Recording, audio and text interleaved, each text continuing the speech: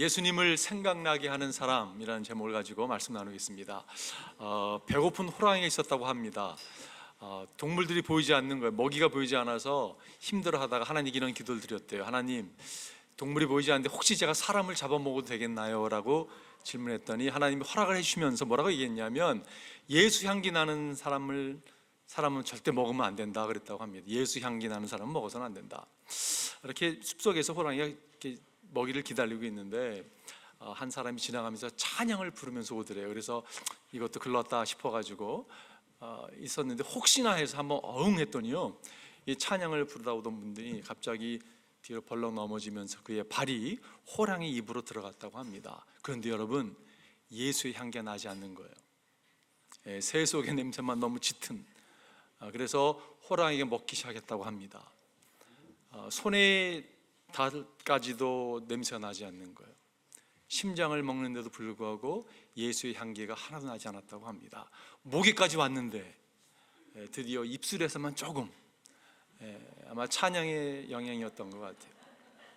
여러분, 이 이야기가 우스운 이야기지만 우리에게 참 큰 도전을 주는 이야기라고 생각이 들어요. 여러분, 우리는 어떠한 향기를 품고 살아가고 있습니까? 우리는 어떻습니까, 여러분? 오늘 제목을 예수님을 생각나게 하는 사람, 타이틀이 좀 근사하죠, 여러분. 제가 헨리 나운이 쓴 책에서 가져온 제목입니다. 헨리 나운이 예수님을 생각나게 하는 사람이라는 책을 썼어요. 근데 그 책에서 뭐라고 얘기했냐면, 사역자들을 바라볼 때 굉장히 도전적인 거죠. 예수님을 생각나게 하는 사람이 되어야 된다는 그런 도전을 합니다. 근데 여러분, 사역자가 누구입니까? 여러분이 사역자세요. 모든 주를 따르는 사람들은 여러분 다 사역을 감당하는 사람입니다. 우리가 세상 사람이 우리를 바라볼 때, 주위가 우리를 바라볼 때, 와, 저 사람은 예수님이 생각나는 사람이야 라는 그러한 이야기를 접해야 된다는 그러한 이야기예요. 오늘 본문의 말씀은 그런 이야기입니다. 여러분, 이방인들 가운데 첫 번째 교회가 안디옥에 세워졌습니다. 근데 그 사람들이 지금 바나바와 사울을 통해서 양육을 받고 난 다음에 그들을 그리스도인이었다라고 부르기 시작했다고 말씀하고 있어요.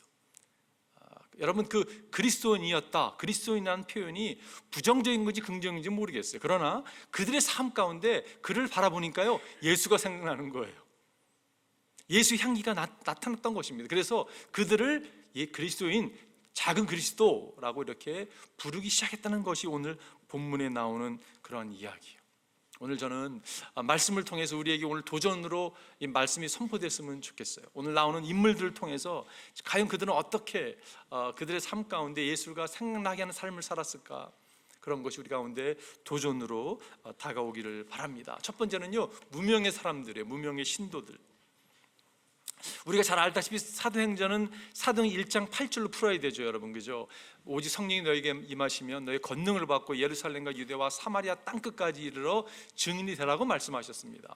근데 여러분, 성령이 임하셨어요. 성령이 바람같이 불같이 임했습니다.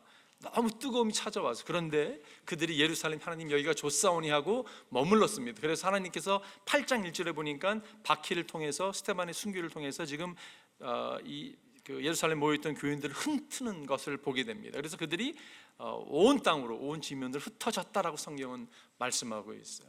오늘 본문이 시작됩니다. 스테반에게 가해진 박해 때문에 흩어진 사람들이 페니키아와 키프로스와 안디옥까지 가서 유대 사람에게만 말씀을 전하였다. 그들이 흩어졌습니다. 그래서 여러분, 그들이 복음을 전하기 시작했는데 그들이 유대인에게만 복음을 전했다고 얘기하고 있습니다. 베드로, 우리 고넬료 사건을 통해서 알게 된 것이 있다면, 그들은 복음이 유대인에게만 한정됐다고 생각했던 그 모습이 있을 수가 있어요. 그런데 20절에 이렇게 말씀합니다. 그런데 그들 가운데서 키프로스 사람과 구레네 사람 몇이 있었는데 그들은 안디옥에 이르러서 그리스 사람에게도 말을 하여 주 예수를 전하였다. 여러분, 지금 그리스에 사는 지금 이방인들에게, 지금 그리스 사람들에게 지금 복음을 전했다고 말씀하고 있어요. 여러분, 이 사람들 누구입니까? 키프로스 사람과 구레네 사람 몇이, 이 사람은 누굽니까, 여러분? 우리가 알 수 없죠. 그러나 이 사람들은 이름은 알 수 없지만 예수를 따르는 믿음의 신자들이었습니다. 여러분, 지금 사도행전을 기록한 누가는요, 우리가 알다시피 의사였지만 그는 역사가였습니다. 역사가들은요, 기록하는 걸 잘하고 있죠. 이 사람들의 이름을 몰랐을까? 제 생각에는 알았을 것 같아요. 분명히 이름 알았음에도 불구하고 의도적으로 이게 일부러 빼고 쓰지 않았을까 하는 생각을 해보았어요. 만약에 누가가 의도적으로 이 사람들 이름을 뺐다면 그의 의도는 무엇이었을까? 제 생각에는요, 그들이 이름이 나타나는 게 중요한 게 아닙니다, 여러분. 사실 그렇습니다. 우리 이름이 나타나는 게 별로 중요하지는 않아요. 예수 그리스도의 이름 높임을 받는 게 중요하죠, 그죠? 그리고 하나님, 세상에는 무명인일지 모르지만 중요한 거는요, 하나님이 알아주는 사람, 그런 사람이 되는 게 얼마나 중요한지 모르겠어요. 우리는 어떻게 보면 반대로 막 생활할 데가 없지 않아 있는 것 같아요. 세상에 알려질 이름을 갖다가 추구할지 모르겠습니다. 근데 실상은 하나님이 모르는 이름이 될 수도 있어요. 여러분, 중요한 것은 세상은 우리를 알아할지 모를지 모르지만 하나님이 우리를 인정해 주는 이름이라면 그 이름이 얼마나 복된 이름인지 모르겠어요. 여기서 주 예수를 전하였다. 여러분, 주 예수를 전했다는 말은 무슨 말이냐면요, 주 예수, 예수가 주님이십니다를 전한 것이에요. 예수가 그리스도이십니다, 그분이 기름 부으심을 받은 자입니다, 구세주입니다. 너무 중요해요, 그죠? 그러나 주님, 동시에 주님이, 예수님이 주님이시라고, 그분이 통치자라고, 그분이 왕이시라고, 그분은 우리 삶을 다스리는 분이라고 증거했다는 것이에요. 여러분, 로마 사람들은요, 시저가 우리 주인이라고 고백했습니다. 로마 군인들은 그래서 시저인이라고 표현했습니다. 우리는 시저에게 속한 자라고, 시저가 우리를 통치하고 있다고, 우리를 다스려주고 있다고. 그런 사람들 앞에 가서 지금 이 무명의 기독교인들이 아니라고, 예수가 그리스도라고, 예수가 주인이시라고 지금 담대하게 선포했다는 것이. 여러분, 안디옥이라는 곳은요, 예루살렘에서 북쪽으로 300마일 떨어진 곳이었습니다. BC 300년 전에 알렉산더 대왕 가운데 그 장군 한 사람이 지금 이 아버지의 안티오코스라고 하는 아버지 이름을 따서 안디옥이라는 이 도시를 세웠거든요. 근데 여러분, 이 도시는요, 지금 로마와 알렉산드리아와 그 다음으로 3대 큰 대도시였습니다. 500,000들이 살고 있었다고 해요. 대단한 거죠. 오늘날 뭐 500,000은 큰 숫자가 아니지만 그 당시 여러분 대단한 숫자였습니다. 막 그냥 굉장히 막 이렇게 트레이드와 커머스 그런 도시였어요. 아주 활발하게 움직이는 경제 도시였습니다. 수많은 다민족들이 살고 있던 도시예요. 여러분, 그러한 대도시에 지금 무명의 기독교인들이 가서요, 선포한 거예요. 뭘 선포했어요? 예수님이 통치자라고, 예수님이 주인이십니다라고 담대하게 그들이 선포한 것을 보게 돼요. 어떻게 보면 그 당시 여러분, 영적으로 아주 혼탁하고 도덕적 타락한 도시가 안디옥이라고 표현하고 있는데, 오늘날의 도시를 만약 얘기한다면 로스앤젤레스 같은 도시가 아닌가 생각을 해보게 돼요. 근데 하나님께서 여러분과 저를요, 로스앤젤레스에 심어 놓으셨습니다. 왜 우리를 로스앤젤레스에 심어 놓으셨을까요? 이 로스앤젤레스의 주인은 예수 그리스도이십니다. 그분이 주인이십니다. 우리를 통해서 주님께서 선포 받으시려 원하지 않으실까라는 생각을 해보았어요. 그렇습니다, 여러분. 우리가 살고 있는 것, 우리가 어디에 심겨져 있건 그곳은 여러분, 예수님이 주인으로 선포되어야 되는 곳이에요. 그럴 때 주의 이름이, 주의 향기가 드러나고 우리를 보면서 예수를 생각나게 하는 자리에 우리가 나아갈 줄 믿습니다. 제가 말씀을 준비하면서 교회를 생각해 보았어요. 어떻게 보면 교회가 시작할 때 여러분, 무명이라고 생각할 수 있는, 어떻게 보면 평신도 지도자들이 리더십을 발휘하면서 앞장서서 나아갔습니다. 제가 여러분 오늘 말씀 준비하면서 영어에 비해서 도전할 거예요. 아이들한테 그 스피릿을 절대 놓쳐서는 안 된다고. 부모님의 스피릿이 뭐였냐면요, 그런 것이에요. 하나님께서 우리가 무명일지 모르지만 우리에게 허락하신 이 스피릿, 선교하는 일에 여러분 최선을 다했어요. 상황이 어려워졌어요. 그렇다고 멈춥니까 여러분? 아닙니다. 어떤 상황 가운데서도 주님께서 주신 사명이기 때문에 이걸 감당하는 것이에요. 우리도 마찬가지죠. 여러분, 이것을 절대 놓쳐서는 안 되는 거예요. 하나님께서 여러분과 저를 갖다가 심으셨어요. 이 가운데 우리를 통해서 LA뿐만이 아니라 전 네이션을 향해서 여러분 귀한 일을 감당했습니다. 그것을 계속 감당해야 되는 것이요. 그들은 무명의 신도들이었습니다. 그들을 보면서 예수님의 향기를 분명히 발견했을 것이요. 어떻게 그들이, 무명의 신도들이 담대하게 그 대도시에서 말씀을 전할 수 있었을까요? 답이 21절에 나옵니다. 주님의 손이 그들과 함께 하시니 수많은 사람이 믿고 주님께 돌아왔다. 주님의 손이 함께 했다고 말씀하고 있어요. 여러분, 주님의 손이 함께 하시면 어떤 일도 다 뚫고 할 수 있는 것입니다. 그들은요, 명확하게 주님의 지상명령을 저는 믿었다고 확신해요. 볼지어다 내가 세상 끝날까지 내가 너와 함께 하리라. 네가 이 일을 감당할 때 가서 모든 제자를 삼고 아버지 이름으로 세례를 주고 내가 분반 모든 가르쳐 지키게 할 때, 복음이 증거될 때 내가 너와 함께 할 거라는 그 약속의 말씀을 믿었고, 그들은 약속을 믿고 나가서 증거했습니다. 증거하니까 어떻게 됐어요? 하나님 함께 하심의 증거가 나타났어요. 역사가 나타난 거죠. 그걸 보고 또 담대히 나갔습니다.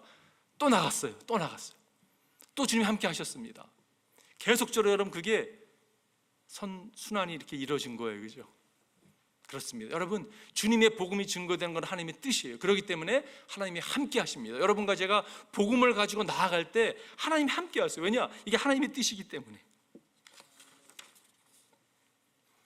이 무명의 신도들을, 그들의 가치관은 오직 예수밖에 없었습니다. 여러분, 그들을 아마 옆구리 푹 찔렀으면요, 그들 입에서 A씨 이런 말 안 나왔을 거예요. 우리는 뭐 하는 거야? 아파, 이렇게 나올지 모르지만 그들은요 분명히 예수 나왔을 거예요. 창을 들고 칼을 들고 박해하기 위해서 그들을 쫓아왔던 사람들이요, 그들 딱 보는 순간 멈칫했을 거예요. 이상하다. 그들의 모습에서 나사렛 예수의 모습이 보였거든요.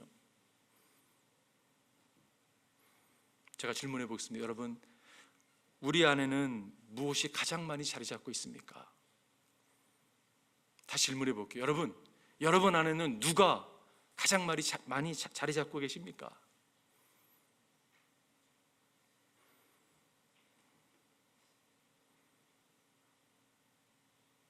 우리 안에 우리를 통치하는 것은 무엇입니까?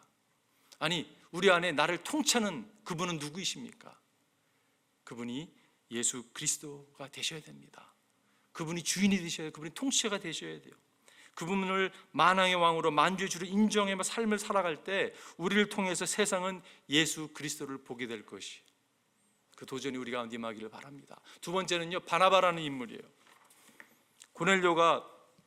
베드로가 고넬료를 만난 다음에 예루살렘 교회 가서 막 설명해 주잖아요. 그죠? 근데 씨도 안 막히는 거예요. 예루살렘 교회가요, 너 어떻게 당신 이방인들과 밥을 먹을 수 있냐고 막 그런 거 가지고 막 따지고 막 딴지고 그랬잖아요. 그죠? 그런데 하나님의 뜻을 설명하고 나니까 이방인들 가운데서도 복음을 받아들이는 것을 깨닫게 됩니다. 그래서 여러분 기뻐했잖아요. 그죠? 근데 오늘 보니까 안디옥 교회 사람들이 예수를 믿는다는 이야기를 접하고 기뻐하는 모습을 보게 돼요. 그래서 사람을 보냅니다. 목회자를 보내는 거예요. 근데 사도를 보낸 것이 아니라 바나바라는 평신도 지도자를 보냅니다. 여러분, 특별한 의의가 있다고 생각이 들어요. 그렇지 않습니까? 첫 번째 이방인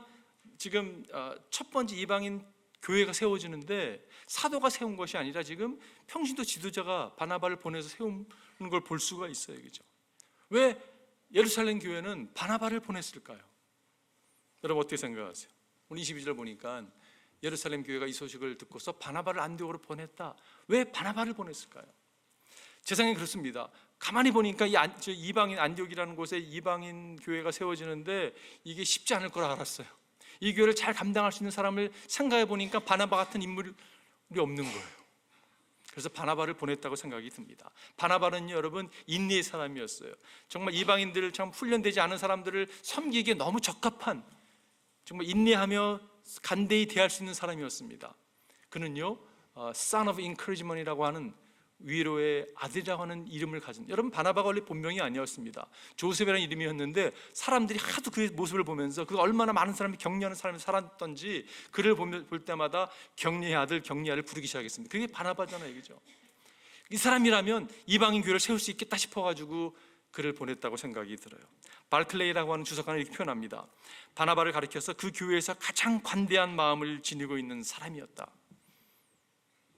하나님께서 주님께서 나를 왜 누가 할 거라고 질문했을 때 주님 내가 여기 있사오니 나를 보내소서라고 얘기하는 게 얼마나 귀한지 모르겠어요. 그런데 동시에 정말 저 섬겨 주신 누가 나아갈까 할 때 하나님 이 사람이라면 너무 적합할 것 같습니다. 하나님이 인정할 뿐 아니라 주위 사람도 인정하는 여러분과 제가 되기를 바라요. 여러분, 바나바는요 영적인 사람이었습니다. 그의 영성은 어떤 영성을 소유했길래 사람들에게 인정을 받고 하나님 인정받는 사람이 되었을까요? 그 답이 23절에 나오죠. 바나바가 가서 하나님의 은혜가 내린 것을 보고 기뻐하였고 모든 사람에게 굳센 마음으로 주님을 의지하라고 권하였다. 여러분, 바나바는요 하나님의 은혜가 내리는 것을 보고 그걸 보고 어떻게 했다고요? 기뻐했다고 말씀하고 있어요. 함께 기뻐하는 것은 이것이 영성입니다. 함께 기뻐하는 것은요, 주님의 영성이에요. 기뻐할 때 기뻐하지 못하는 것은요, 영성을 소유한 사람이 아닙니다. 대부분 율법주의자들은,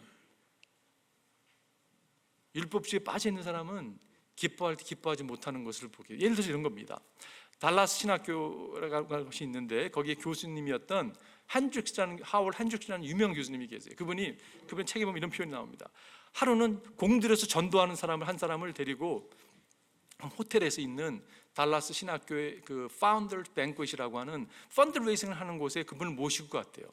달라스 신학교는 학생들이 공부하고 있다는 걸 알리기도 하고 펀드레이싱 하는 자리인데, 그래서 이분은 너무 세속적인 사람이지만 이 이웃이 잘 공들여서 모시고 가서 이런 분위기를 좀 경험하기 위해서 호텔에서 열리는데 모시고 갔는데, 그분의 자리가 맨 앞좌석이었다고 합니다. 가운데 불이 꺼지고 불이 dim해지면서 이제 스팟라이트이 켜지는데 거기 앉아 함께 가셨던 분이 이렇게 담배를 피우기 시작하더래요. 그러니까 연기가 이렇게 올라오잖아요. 연기가 너무 멋있게 올라가는 거예요. 뒤에 앉아있던 한 후원자가 그렇게 표현했다고 합니다.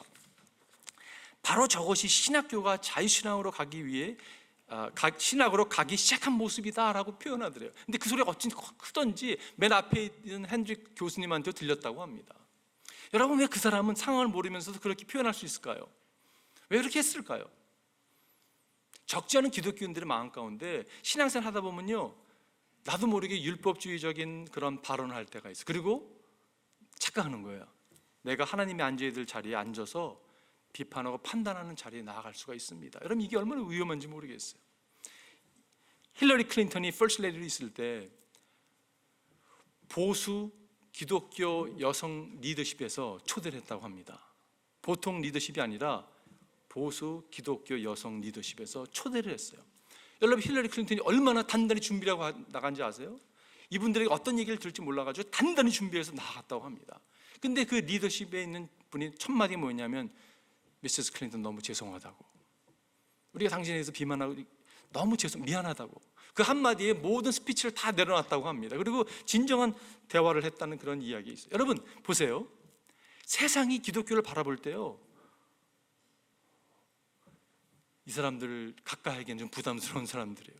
비판을 받는, 여러분 진리는 선포이 되어야 됩니다. 근데 우리가 놓치지 않아야 될 것이 있다면, 우리가 하나님의 자리에 앉아서요, 심판하고 판단하고 모든 걸 다 할 때가 있어요. 절대 기독교는 그렇게 해서는 안 된다고 생각합니다. 여러분, 왜 그런지 아냐면요, 우리는 은혜를 경험한 사람이기 때문에 그렇습니다. 여러분, 바나바 보십시오. 바나바는 어떤 사람이었습니까? 은혜를 경험한 사람이에요. 얼마나 은혜 컸던지 그가 소유했던 밭을 팔아서 사도들의 발 앞에 갖다 줬습니다. 누가는 그걸 기록하고 있잖아요, 그죠? 얼마나 은혜 컸던지. 내가 은혜 받은 사람이면 다른 사람을 비판하지 않습니다.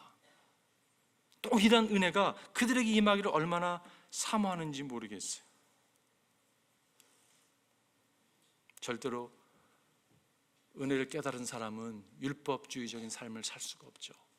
비판지 자리에 나아갈 수가 없죠. 바나바는 기뻐했습니다. 은혜가 임하는 걸 너무 기뻐했어요. 그리고 뭐라고 얘기하고 있습니까? 굳센 마음으로 모든 사람이 굳센 마음으로 주를 의지하라고 권하였다. 여기서 권했다는 말이 encourage했다는 이야기예요. 이 뜻은요, 흔들릴 수 있는 마음을 견고히 붙잡고, 여러분 우리가 얼마나 흔들리는 마음을 갖고 있는지 모르겠어요. 근데 그걸 견고히 붙잡고 인내를 가지고 전심을 다해 주 안에 거하십시오, 주를 섬기십시오, 이렇게 표현했다는 거예요. 제가 이 표현이 어떻게 제 귀에 들렸냐면, 예수님은 우리의 모든 필요를 채우시는 분이심을 믿고 그 안에 거하십시오. 예수님은 우리를 너무 사랑하신 나머지 십자가에서 우리를 대신하여 희생할 정도로 사랑하셨기에 우리를 절대 홀로 남겨두지 않으시고 우리를 붙들고 계시기 때문에 어떤 상황 가운데서도 그 은혜를 꼭 붙드십시오, 이렇게 제 귀에 들렸어요. 여러분, 간단히 너무 길었죠? 간단히 표현하면요, 그리스도 안에 거하십시오. 인내하십시오. 하나님 여러분을 사랑하십니다. 그분이 지켜보고 계십니다. 함께 하십니다. 누가는 바나바를 통해서 예수님의 모습이 드러나는 것을 명확히 봤던 것 같아요. 그리고 그것을 통해서 수많은 사람이 주님께 나왔다고, 그 성품을 통해 나왔다고 증거하고 있습니다. 24절에 보니까 바나바는 착한 사람이요, He was a good man. 성령과 믿음이 충만한 사람이었다. Full of the Holy Spirit and faith. 그는요 착한 사람이었어요. 굿맨이었어요. 그리고 그는요 성령의 사람이었어요. 그런 믿음의 사람이었어요. 그의 모습을 보고 많은 사람이 죽게 나왔다고 말씀. 저는 이게 여러분 우리의 기도 제목이 됐으면 좋겠어요. 수많은 주위의 사람들이 내가 저 형제를 보고 저 자매를 보고 저 집사님을 보고 저 권사님을 보고 저 장로를 보고 나 주님 따르고 싶어. 내가 잘 모르지만 저분은 믿는 하나님은 나도 믿고 싶어. 이런 고백이 나왔으면 좋겠어요. 저분 교회 다니는데 절대 가면 안 되겠구만. 여러분 이러면 안 되잖아요, 그죠? 바나바는 성도들이 모여지는 걸 보고서요 부담이 있었던 것 같아요. 이분 어떻게 잘 섬겨야 될까? 그걸 생각했던 사람이 사울이었습니다. 나중에 바울이 되는 인물이죠. 25절에 보니까 바나바는 사울을 찾으려고 다소로 가서, 여기서 찾으려고라는 단어를 찾아보니까 파헤치다, 애써 찾다라는 표현이 있더라고요. 그냥 막 찾았던 거예요. 왜 여러분 바나바는 사울을 찾았을까요? 바나바는 사울이 하나님의 선택받은 자임을 알았어요. 그가 이방인들에게 선교를 선택받은 자임을 알았기 때문에 그가 지금 사울을 찾아 나섰습니다. 여러분 그 9장에 보면 주님께서 그에게 말씀하셨다. 가거라, 그는 내 이름을 이방 사람들과 임금들과 이스라엘 자손들 앞에 가지고 갈 내가 택한 내 그릇이다. 지금 사울을 가리켜서, 바울을 가리켜서 얘기한 것이었어요. 이 7절에 보니까 그러나 바나바는 사울을 맞아들여 사도들에게로 데려가서 사울이 길에서 주님을 본 일과 주님께서 그에게 말씀하신 일과 사울이 다마스코에서 예수의 이름으로 담대히 말한 일을 그들에게 이야기해 주었다. 지금 변화된 사울을 갖다가 데리고 예루살렘 교회 가서 지금 막 소개해 준 거 아니에요, 그죠? 그리고 그의 마음 가운데요, 사울이 이제 시간이 되면 하나님이 그를 사용하실 거에 대한 확신이 있었습니다. 그래서 찾아 나선 거예요. 지금 이 기간이 9장에서 11장까지 기간이 한 7년에 10년을 잡습니다. 학자들마다 다르지만 한 7년 지난 시간이에요. 10년 지난 시간이에요. 근데 그의 마음 가운데 사울을 엄두에 두고 있다가 지금 안디옥 교회 이방인의 교회가 막 부흥하는 걸 보고서 그를 찾아 나서는 걸 보게 됩니다. 그리고 그를 데려와서 보게 되면 그를 만나 안디옥으로 데려왔다. 두 사람은 1년 동안 줄곧 거기에 머물면서 교회에서 모임을 가지고 많은 사람을 가르쳤다. 제자들은 안디옥에서 처음으로 그리스도인이라고 불리웠다. 그들을 통해서 여러분 말씀을 가르치고 양육하는 모습을 볼 수가 있어요. 제가 목사로서인지 몰라도 그 생각이 들어요. 뭘 가르쳤을까? 관심이 좀 있더라고요. 뭘 가르쳤을까? 생각해 보니까 예수님의 삶과 죽음을 가르쳤을 거예요, 분명히. 예수님의 부활을 가르쳤을 것입니다. 예수님의 승천을 가르쳤을지 모르겠어요. 성령의 임하심, 막 오순절날 임했던 성령의 역사하심 가르쳤을 거예요. 우리 소망, 앞으로 되어야 될 일들 생각해보니까 그렇게 많지 않은 거예요. 복잡한 무슨 교리 가르치지 않을 것 같아요. 여러분 교리도 중요하죠. 근데 복잡하게 가르치지 않았을 것 같아요. 중요한 건 뭐냐면 핵심, 복음의 핵심을 가르쳤을 것이에요. 여러분 그것이면 충분합니다. 우리가 배우는 건 너무 중요하지만요, 사실 알고 있는 것, 우리 갖고 있는 복음의 메시지가 있다면 그것을 가지고 살아내는 것이 얼마나 더 중요한지 모르겠어요. 2000년 전에 바나바를 보았다면 바나바의 모습 가운데 와 예수님이 생각나게 하는 그런 인물이었을 것입니다. 여러분과 제가 그런 인물이 되길 바라요. 마지막 세 번째는요, 제자들입니다. 제자들. 오늘 27절에 보면 그 무렵에 예언자 몇이 예루살렘에서 안디옥에 내려왔다. 그 가운데 아가보라는 사람이 성령의 감동을 받아서 일어나 온 세계에 큰 기근이 있을 것이라고 예언하였다. 바로 그 기근이 글라우디 형제에 되어 있었다. 여러분 지금 아가보라는 사람이 예루살렘에서 올라와서 예언을 하기 시작했습니다. 이런 기근이 있을 것이라고. 근데 누가가 참 재밌는 게, 누가가 그 예언이 어떻게 성취되고 그거에 대해 관심이 있는 게 아니라 지금 제자들이 어떻게 그걸 반응하는가, 반응에 관심을 갖고 있는 것을 보게 돼요. 여러분 만약에 아가보라는 사람이 오늘 우리 교회 왔다라고 생각한다면 여러분 어떻게 반응하시겠어요? 그분의 말에 별로 관심이 없을 것 같아요. 그분의 예언에 관심이 더 많을 것 같아요. 그래서요 아마 줄 설지 모르겠어요. 저도 기도해 달라고. 아마 뭐 굉장히 많을 겁니다. 근데 여러분 이 제자들의 반응을 보십시오. 그들은 이렇게 반응합니다. 그래서 제자들은 각각 자기 형편에 따라 몫을 정하여 유대에 사는 신도들에게 구제금을 보내기로 결정하였다. 그들은 그대로 실행해서 바나바와 사울 편에 그것을 장로에게 보냈다. 여러분 1년밖에 안 된 교회예요. 지금 말씀을 접한 1년밖에 안 된 교회인데 지금 말씀이 선포됐을 때 말씀에 반응하는 모습을 보십시오. 제가 말씀을 준비하면서 우리 교회가 생각이 났어요. 여러분 우리 교회에 장점이 있다면요, 정말 순종하고 실행하는데 하나님이 사용하신 걸 볼 수가 있어요. 그 스피릿을 여러분 절대 놓치지 않아야 된다고 생각이 듭니다. 그냥 순종하는 거예요. 실행하는 것이요. 한 번도 보지 못했던 형제들이 어려움이 처했다는 것을 들었을 때 구제 헌금을 형편에 따라 드리는 것을 볼 수가 있어요. 여러분, 헌금이라는 것은 축복입니다. 절대 여러분 부담이 돼서는 안 돼요. 제가 말씀을 준비하면서 하영주 목사님 책을 이렇게 말씀을 준비하는 거 가운데 한 책이 있거든요. 근데 거기에 아버님 이야기를 하시더라고요. 아버님 장로님이셨는데 어느 교회 수석 장로님이셨대요. 근데 수석 장로님이 계시면서 늘 어떤 부담이 있었냐면, 특별히 노년이 돼서 인컴이 없는데 수석 장로로서 헌금을 많이 내지 못하는 것에 대한 부담이 찾아왔다고. 그런 생각이 들더라고요. 교회에서 부담을 드렸나? 아니면 본인이 부담을 가지셨나? 본인이 가졌건 교회가 줬건 부담은 여러분 옳지 않다는 생각이 들었어요. 왜냐? 헌금은 축복이잖아요, 그죠? 형편에 따라서 드려야 되는 거지, 형편이 되지 않는데 위치가 있기 때문에 드려야 된다고 생각한다는 것은 그거는 잘못된 것이 아닌가 생각이 들었어요. 여러분, 저희 교회가 혹시라도 그런 분을 얻기를 바라지만 헌금 때문에 시험 들지 않기를 바라요. 이거는 하나님께 주신 축복입니다. 부담으로 갖지 않기를 바라요. 여러분, 오늘 이 성경을 보면, 개정 개혁에 보면 유대에 사는 형제들에게라고 표현하고, 영어로도 brothers living in Judea, 지금 유대에 살고 있는 형제들, 한 번도 본 적은 없지만 그들의 형제를 여겼기 때문에 구제헌금을 보낸 거 아니에요, 그죠? 여러분, 한 번도 본 적 없는 사람을 그리스도 안에 있다는 사실 때문에 사랑하고 섬겼어요. 그렇다면 여러분 옆에 뒤에 앞에 앉아 계신 분들, 여러분 보신 분이에요, 그죠? 늘 보고 있는 형제 자매를 어떻게 대해야 될까요? 사랑으로 섬겨야 되겠죠. 여러분, 깊이 이해하고 사랑하십시오. 이해하려고 들잖아요. 이해하지 안 되는 영혼이 사실 없습니다.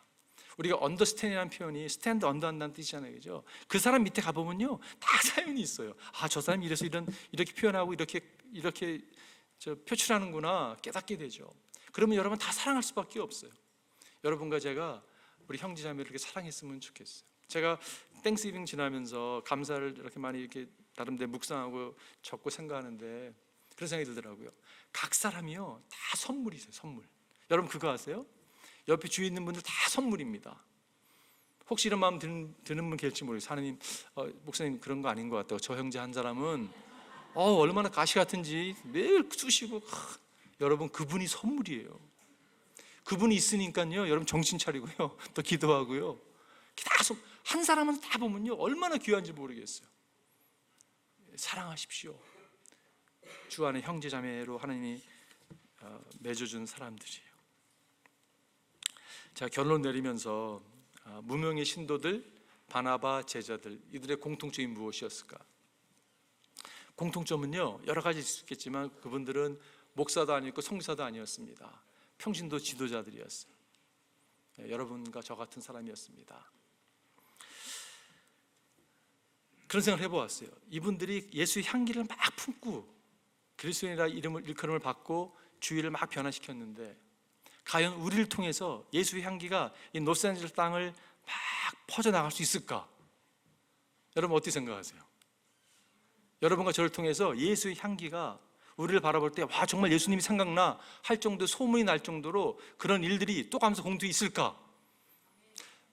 아멘이라고 하시는 분도 계신데 다른 건 몰라도 그건 힘들 것 같은데요 라고 하는 분이 계실지 모르겠어요. 아닙니다, 여러분. 가능합니다. 왜 가능하냐면요, 우리 안에 예수님이 거하시잖아요, 그죠? 우리 안에 예수님이 살아계세요.